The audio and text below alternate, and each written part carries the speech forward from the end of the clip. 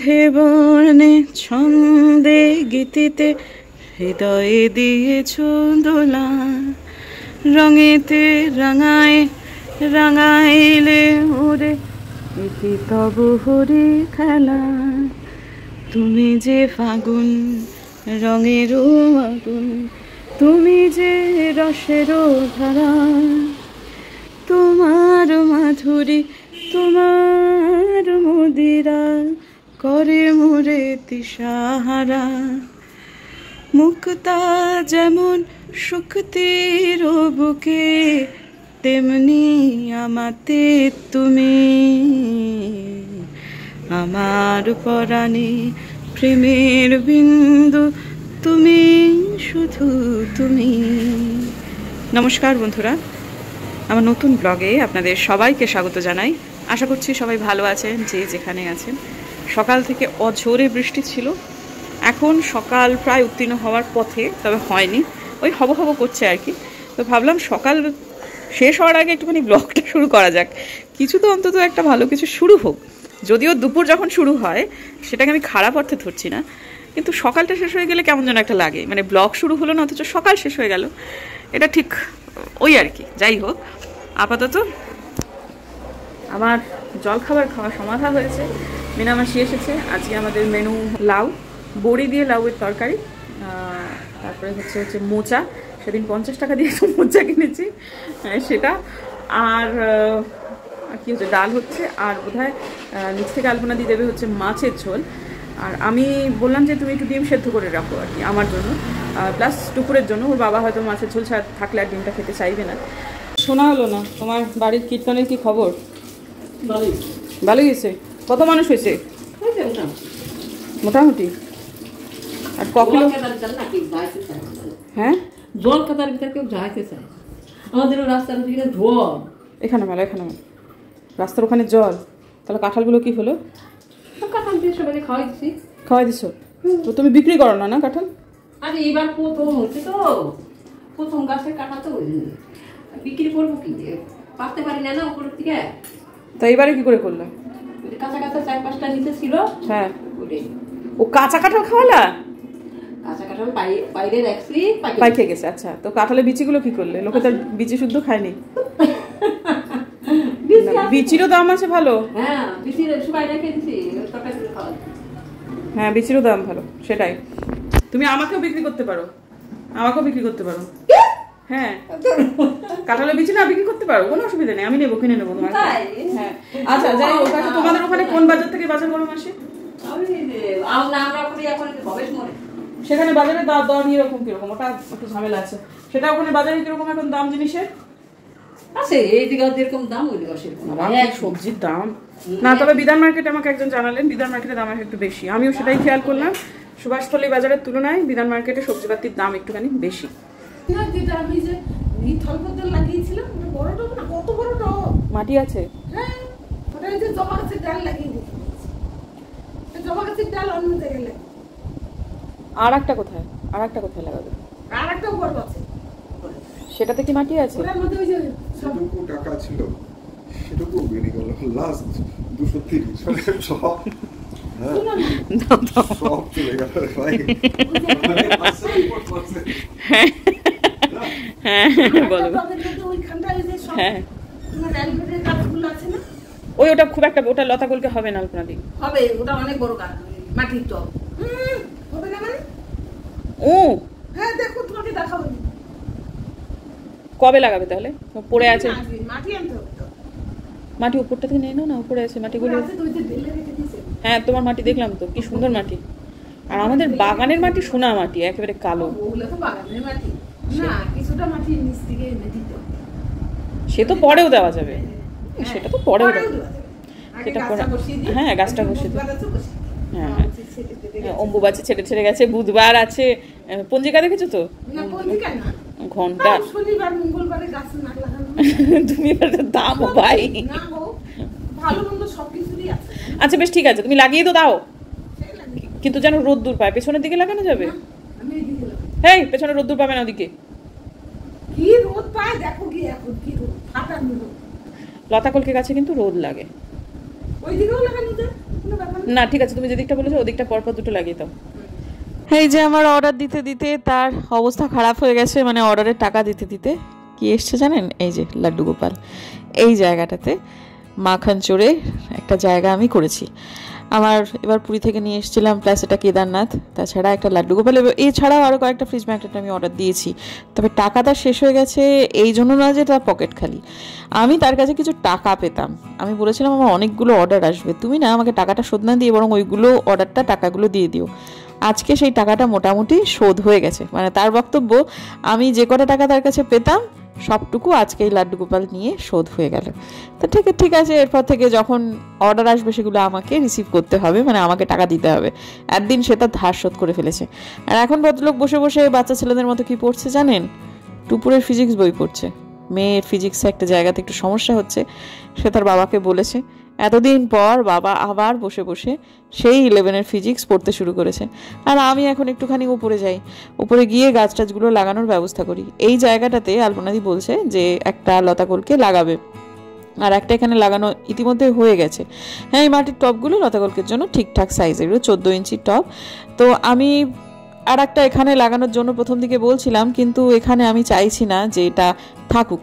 তার আগে দেখুন এই টব থেকে বেরিয়েছে এই যে এই ভদ্রমহিলা বা ভদ্রলোক, যাই হোক, বেঁচে থাকার জন্য তিনি প্রাণান্ত চেষ্টা করছেন। আসলে টবের মাটি ছিল, সেটাকে একটু উল্টে পাল্টে দিতে হতো, সেটা দিতে গিয়ে এ বেরিয়ে গেল। এবং তারপর ওইখান থেকে আমি এখানে নিয়ে এলাম, কারণ ওইখানটাতে আমি একটা জবা গাছ রাখার প্ল্যান করছি। জবা গাছে খুব বেশি রোদ লাগবে, এবং আগে যে জায়গাটাতে ছিল সেখানকার জন্য জবা গাছ ঠিক আছে, আর এটা দুটো পাশাপাশি থাকুক, দুটো অ্যালামন্ডা, সেটাই ভালো। আমি সত্যি কথা বলছি, তুমি কেমিস্ট্রির একটা চ্যাপ্টার নিয়ে স্টার্ট করছো খুব ভালো, তুমি স্লো লার্নার, এক্সেলেন্ট, কোনো সমস্যা নেই। প্রেসিডেন্সি কলেজে একজন প্রফেসর পড়াতেন, তার নাম আচার্য প্রফুল্লচন্দ্র রায়। তিনি একটাই চ্যাপ্টার পড়াতেন, একটাই 6 মাস 7 মাস ধরে একটাই চ্যাপ্টার পড়াতেন, সেটা হচ্ছে সোডিয়াম। এবার তুমি প্রশ্ন কর কেন? কারণ তার বক্তব্য একটাই ছিল, সেটা হচ্ছে যদি আমি একটা চ্যাপ্টার আমি স্টুডেন্টদের মনের মধ্যে গেঁথে দিতে পারি, তাহলে তারা বাকি চ্যাপ্টারগুলো ইকুয়ালি তারা অ্যাডপ্ট করে নেবে। এটাই নয়, তুমি একটা চ্যাপ্টারকেই কনসেন্ট্রেট করো, টাইম লাগছে লাগুক। একদিন খুব মারাত্মক ইন্টেলিজেন্ট স্টুডেন্ট, সে কয়েক ঘন্টার মধ্যে বুঝে যাবে, বুঝুক। কিন্তু ওরকম ইন্টেলিজেন্ট স্টুডেন্ট হাতে গোনা থাকবে গোটা ভারতবর্ষে। কিন্তু তোমার যদি 10 দিন লাগে, 20 দিন লাগে, 30 দিন লাগে, 40 দিন লাগে, 2 মাস 6 মাস যাই লাগে না, তুমি যদি সেটাকে আত্মস্থ করতে পারো, দেন নাথিং লাইক ইট। ওই যে কনফিডেন্স তৈরি হয়ে যাবে না, আর কিছু না। কেউ একটা কথাই আছে, কেউ ধারে কাটে, কেউ ভারে কাটে, কেউ মানে মারাত্মক ইন্টেলিজেন্ট, আর কেউ খুঁজতে খুঁজতে খুঁজতে কন্টিনিউয়াস স্ট্রাগল করতে করতে করতে সে একদম শিখে। ডিফারেন্স কিছুই নেই, কিচ্ছু ডিফারেন্স নেই, আলটিমেটলি দুজনেই শিখে। এইগুলো একটা চ্যাপ্টার তুমি অনেক দিন তোমার লাগছে, শুধু ডিসঅ্যাপয়েন্ট হওয়ার কোনো কারণই নেই। জাস্ট ওটার উপর ফোকাস, আমি ওটা করবই।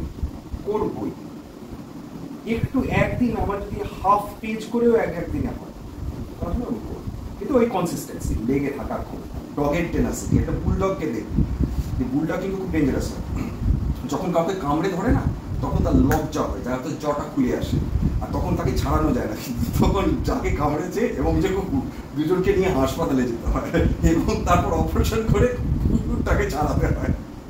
কোথায় কামড়েছে আমি আর বলছি না, কিন্তু এরকম অনেক উদাহরণ রয়েছে। ওই হচ্ছে ওটাকে বলা হয় ডগের টেনাসিটি, ছাড়বে না, ওখানে ছাড়াতে পারবে না, যে ওখানে ছাড়বে না। আজকে আমাদের বাড়িতে এই নতুন একজন অতিথি এলেন। পুরনো ডেস্কটপটাকে বাতিল করে আমাদের নতুন একটা ডেস্কটপ নেওয়া হলো। মূলত এটা কিন্তু টুপুরের জন্যই হয়েছে, বড়, মানে স্ক্রিনটা অনেকটাই বড়। আগেরটা ছিল 18 ইঞ্চি, এটা 24 ইঞ্চির একটা স্ক্রিনের ডেস্কটপ নেওয়া হলো। যেহেতু টুপুরের চোখে মাইনাস পাওয়ার আছে, সুতরাং আমরা মোবাইলটাও নিয়ে নিয়েছি। আগের দিনের ব্লগে আপনারা সেটা জানেন। তো যাই হোক, এখন ওকে বলা হয়েছে যে তোমার ইন্টারনেটের প্রয়োজন আছে, সেহেতু যখন তুমি পড়বে তখন তুমি ডেস্কটপে পড়বে। এটা স্ক্রিনটা অনেকটা বড়, হয়তোবা খুব শীঘ্রই ওর একটা ল্যাপটপ প্রাপ্তিও হতে চলেছে।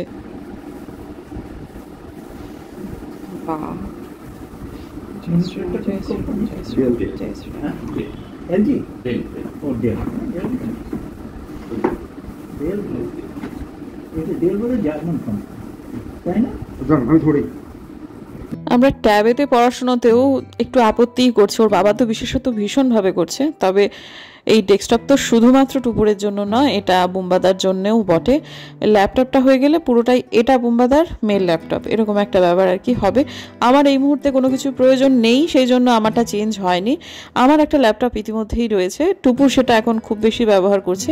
আমার তেমনটা খুব একটা প্রয়োজন হচ্ছে না, যার ফলে মেয়েই ওটা মূলত ব্যবহার করে। তো মেয়ের এখন যা অবস্থা, তাতে করে ও এখন একটা ল্যাপটপ পেতে পারে, কারণ প্রয়োজন সত্যি কথা। আর এই জায়গাটাতে ওর বাবা কাজ করবে, ও মাঝে মাঝে আসবে, একটু ক্ল্যাশ হয়ে যেতে পারে, সেই জন্যই ওর একটা ল্যাপটপের ব্যাপার আমরা চিন্তা করছি। আর আমারও মাঝে মধ্যে এখন একটু ল্যাপটপের দরকার হয়, সেহেতু মেয়েটা আলাদা করে দেওয়াটাই আমরা সমীচীন বোধ করছি আপাতত। তো যাই হোক, এটা হয়ে গেল। প্রথম ওর বাবা বলল যে মা তুমি এটা প্রথম চালাও আর কি। তো প্রথম যেটা চলেছে আমাদের এখানটা সেটা হচ্ছে রামস্তুতি এবং হনুমান চালিসা। তারপর কিন্তু এই ল্যাপটপ উদ্বোধন হয়েছে, মানে মেয়ে অন করলো, তারপর ওর বাবা রামস্তুতি চালিয়ে দিল, মোটামুটি মিনিট 15 চললো, তারপর হনুমান চালিসাও চালিয়ে দেওয়া হলো। তো এখন যে ভদ্রলোক আমাদের এটা দিলেন তার নাম স্বতন্ত্র কুমার। আপনারা যারা শিলিগুড়ির মানুষ বহুজনেই এনাকে চেনেন, খুব ভালো মানুষ। আমাদের যাবতীয় এই সমস্ত জিনিসপত্র উনি দিয়ে থাকেন, আজ পর্যন্ত আমরা কিন্তু ঠকিনি। খুব অথেন্টিক মানুষ এবং ভদ্রলোক। এই যে আমাদের বাড়ির মা লক্ষ্মী প্রথম এইটাকে উদ্বোধন করছে।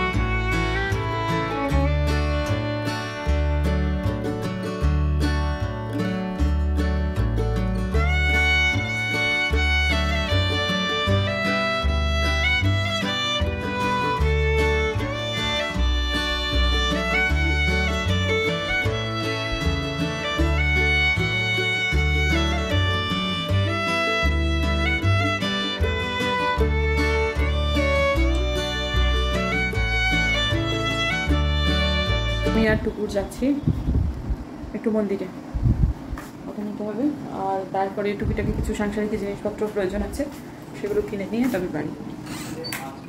আগের দিনের ব্লগেই আমি আপনাদের বলেছিলাম বিশেষ একটা উদ্দেশ্যে আমাকে আজকে বজরংবলীর মন্দিরে যেতেই হতো, আমাকে কৃতজ্ঞতা জানানোর জন্য যেতে হতো।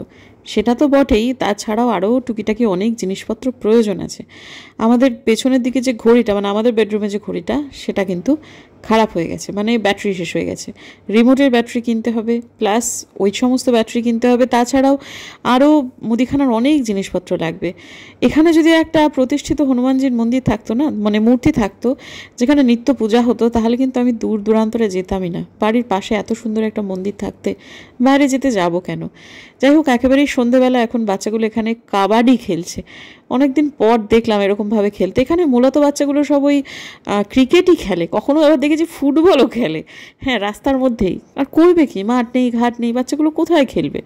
তো যাই হোক, এই জায়গাটা একটু প্রশস্ত জায়গার জন্যই তারা খেলে। আজকে দেখছিলাম ভালো লাগছিল দেখে, তো সেখান থেকে চলে গেলাম মায়ের ইচ্ছা কালী মন্দিরে। টুপুরে খুব একটা যাওয়ার ইচ্ছা ছিল না, বেচারা ফিজিক্স আর কেমিস্ট্রি নিয়ে নাস্তা নাবুদ হচ্ছে। আমি বললাম শোন না বাবু, চল গিয়ে বজরংবলীর সামনে বল যে দাদা জিনিসগুলো আমার জন্য একটু সুগম করে দাও, বড্ড অসুবিধা হচ্ছে। তো তাছাড়াও তোর মনে যা আছে সেটা তুই বজরংবলী দাদার সামনে গিয়ে বল, দেখবি তোর ভালো লাগবে। তো সেটা শুনেই সে আমার সাথে চললো। আর আমি মায়ের ইচ্ছা কালী মন্দিরে যাচ্ছি আর একটা উদ্দেশ্যেও, মাটাকে দেখতে বড় ইচ্ছা করছে আমার কয়েকদিন হলো। দেবজ্যোতি, মানে এই যে মায়ের ইচ্ছা কালী মন্দির, তার যে পুরোহিত, তার একটা ইনস্টাগ্রামের অ্যাকাউন্ট আছে, প্লাস ফেসবুকের একটা পেজও আছে। সেটাতে এত সুন্দর সুন্দর প্রত্যেক দিন মায়ের মূর্তিগুলোকে ছবি দেয়। তা আজকে না সকালবেলায় ছবিটা দেখে আমার এত ভালো লাগছিল, মনে হলো যে না মা, আজকেই তোমার কাছে যাব। আর গিয়ে চোখ জুড়িয়ে গেল মাকে দেখে। ফেসবুকের পেজটার নাম হচ্ছে মায়ের ইচ্ছা কালী মন্দির শিলিগুড়ি। আজকে সকালের মাকে দেখে আমার আর থাকা গেল না। মাকে কি সুন্দর লাগছে আজকে দেখতে, বাপরে বাপ, ওরে বাপরে বাপ। বেনারসিটা একটা গোলাপি রঙের বেনারসি, এত সুন্দর লাগছে যে আমি চোখে সরাতে পারছিলাম না। তারপরে মায়ের কাছে নম করে নিয়ে তারপর বজরংবলীর কাছে। প্রার্থনার মুহূর্তটা খুব একটা কিন্তু ক্যামেরায় রাখেনি, সেটা আমাদের আর ঠাকুরের মধ্যবর্তী সময়, বুঝতেই পারছেন। তবে এখানে গিয়েও দেখলাম আমাদের বাড়ির মতো এদেরও ঘড়ির ব্যাটারি শেষ হয়ে গেছে, এদেরও বোধহয় একটা ব্যাটারি কিনতে হবে। তবে মন্দির তো কালকেই করে ফেলবে বা আজকেও হয়তো করে ফেলতে পারে। তো যাই হোক, সেখান থেকে প্রার্থনা শেষে এইবারে যাচ্ছি হাতিমোড়েতে। সেখান থেকে প্রথমেই কিনবো রাজমা, তারপর কিনবো হচ্ছে চা পাতা, মানে পাতা চা যেটা, সেটা। তাছাড়াও একটু ফল কিনতে হবে এবং টুকটাক আরও অনেক কিছুই কিনতে হবে, দেশলাই, ব্যাটারি, আরও অনেক কিছু, মানে এই মুহূর্তে মনে পড়ছে না। তো যে জিনিসটা প্ল্যানেই ছিল না সেটা হচ্ছে মেয়েটাকে নিয়ে বেরোলাম, একটা কিছু না খাইয়ে নিয়ে যাব, তাই জন্য এই একটা দোকানে এলাম এবং এসে দেখলাম বেশ সুন্দর সুন্দর কেক রয়েছে। এটা কিন্তু মিওমোরে নয়, এটা অন্য একটা দোকান। তো সেখানে দেখুন রাত্রেবেলায় ওই বার্থডে সেলিব্রেশনগুলো হয় যেটা, সেটার জন্য ছোট ছোট কেকের একটা অপশান রেখেছে। সেটাতে আবার বেশ সুন্দর থার্মোকলের ওই টিফিন বক্স মতো করে দেওয়া রয়েছে। মানুষ আজকাল কত কিছু নতুন নতুন বার করছে মাথা থেকে। আর এই বেকিং ব্যাপারটা এত চমৎকার একটা প্রফেশন হিসেবে এখন মানে মানুষ নিচ্ছে এবং তাতে এত সুন্দর সাকসেসফুল হচ্ছে, দেখে সত্যিই ভালো লাগছে। তো বাড়ি চলে এলাম, তারপর বেশ অনেকক্ষণ হলো এসে গেছি। কিন্তু তারপরে এখন এই যে আমি আজকে প্রথমত জানাই, আমি কিন্তু আজকে সকালবেলাতে জিম করতে গেছি। কিন্তু একজন ভদ্রমহিলা দেখলাম মাঝখানে কমেন্ট করেছেন, তুমি যে জিমে যাও পোশাক তোমার একটাই, দেখতে ভালো লাগে না, এই ধরনের একটা মন্তব্য। আসলে আমি 75 হার্ড নিয়েছি, তো আমি একটা পোশাকই পরতে চাইছি এবং সেই পোশাকটি পরেই আমার পরিবর্তনটা যাতে আরও বেশি করে বুঝতে পারি। রোজের রোজ ফটো তুলতে হয়, সেটাও তো একটা নিয়ম। তো ওটাই আর কি, সেই জন্যই মূলত একটা পোশাক। তবে প্রত্যেক দিন একটা পোশাকই পরে যাওয়া, সেটাকে কাঁচা, রং তো জ্বলে যাচ্ছেই, সেটা তো বুঝতেই পারছেন। যার ফলে আপনাদের যেহেতু প্রত্যেক দিন দেখতে ভালো লাগছে না, তাই আজকের ওই দৃশ্যটা কিন্তু আমি স্কিপ করেছি। আজকে কিন্তু আমার ব্লগ শুরু হয়েছে বেশ অনেকটাই বেলাতে। তো যাই হোক, এখন মোটামুটি সেগুলো যেগুলো পরেছিলাম সেগুলো এসে কেচে দেওয়ার পর সেগুলো আর মেলা হয়নি। তো মানে আমি ফিরেছি, তারপর সেটাকে ওয়াশিং মেশিনে দেওয়ার পর মামুন আর ওটা মেলেও নি, আমারও মনে ছিল না। তো সেটা এখন রাত্রেবেলায় মেলে দিলাম, আশা করছি কালকে এটা শুকিয়ে যাবে। আর আমার একটা জিনিস হচ্ছে, রাত্রেবেলাতে আবার আজকে একটু জল দিতেই হবে, কারণ দিনটা ঠাঠা পড়া রোদ্দুর ছিল, গাছগুলো নইলে আমার থাকবে না। ইতিমধ্যে কিন্তু আমার রান্নাঘরের সমস্ত কাজ মিটে গেছে। এখন রাত্রেবেলাতে আমি এগুলোকে মেলে দিই। আর যা পরিস্থিতি আমি বুঝতে পারছি, কালকে সকালবেলায় আমার পক্ষে জিমে যাওয়া সম্ভব হবে না। কালকে হয়তো বা আমাকে একটু দুপুরে স্কুলে যেতে হবে, সেই জন্য। তো এখন আপাতত হয়ে গেল আমার যেটুকু রাত্রিকালীন কাজ, রান্নাঘর তো মিটিয়েই নিয়েছি বললাম। তো এখন আমার এইবারে আমাদের ইলেকট্রিসিটি বিলটা মারাত্মক বেশি এসেছে, সেই জন্য বোধিসত্ত্ব খান ফরমান জারি করেছেন রাত্রেবেলায় সমস্ত আলো নিভিয়ে একদম তারপর তুমি ঘরে যাবে। তো এখন যে চেয়ারটাকে আমি নিয়ে এলাম, সেই চেয়ারটাতে আমার ট্রাইপডটা রেখে এতক্ষণ আমি ব্লগটা করছিলাম বারান্দাতে। তো এখন আপনারা দেখুন, আমার যেহেতু একটু ভয় ভয় করে অন্ধকারেতে, সেই জন্য কীরকমভাবে আমি সমস্ত ঘরের আলো টালোগুলো নিভিয়ে দিয়ে তারপর ঘরে যাই। মানে এক ঘরের আলো নেবাই, আর এক ঘরের 10টা আলো জ্বালিয়ে দিয়ে। এই যে টুপুরের ঘরটা এখন বন্ধ করে দিলাম, এই ঘরটাও বন্ধ করে দেব। কিন্তু এখন কিন্তু এই কম্পিউটারের রুমটাতে কিন্তু 3 খালা আলো জ্বালিয়ে দিলাম। তো এখন এই কম্পিউটারের সামনে যে আলোটা জ্বলছে, সেটা যদি আমি হুট করে নিভিয়ে দিই না, অন্যগুলো না জ্বালিয়ে, তাহলে পুরো ফ্লোরটা অন্ধকার হয়ে যাবে। ওরা তো শুয়ে পড়েছে, তো ওদের ঘরেরও আলো নেবানো, কিন্তু আমি যখন এই দিকের আলোগুলো নেবাবো, তখন কিন্তু আবার আমাদের নিজের বেডরুমের আলোটা জ্বালিয়ে দেব। তো যাই হোক, এখন এই যে এই দুটো আলো নিভিয়ে দেওয়ার আগে রান্নাঘরটাকে দরজাটা বন্ধ করে দিয়ে তারপর এই দুটো আলো নিভিয়ে দিলাম। বুঝতেই পারছেন, তার আগে আমি প্যাসেজের আলোটা জ্বালিয়ে দিয়েছি। এবারে ঘরে যাই, ঘরে গিয়ে একটা আলো জ্বালাই, তারপর সমস্ত আলোগুলো নিভিয়ে দিই, তারপরে আজকের দিনের জন্য আমার শোয়া হবে। তো আজকে আর শেষে এসে আপনাদের সাথে কথা বলছি না। দেখা হচ্ছে বন্ধুরা কালকে একটা নতুন ব্লগে। যদি আমার ভিডিও ভালো লাগে তাহলে প্লিজ সাবস্ক্রাইব করবেন, পাশের নোটিফিকেশান বেলটাকে অন করবেন, যাতে ভিডিও দিলেই নোটিফিকেশান চলে যায়। ওইদিকে সমস্তটা অন্ধকার হয়ে গেছে, এবারে আমার ক্যামেরাটাকেও অন্ধকার করার পালা। তাহলে দেখা হচ্ছে কালকে, ততক্ষণের জন্য বিদায়।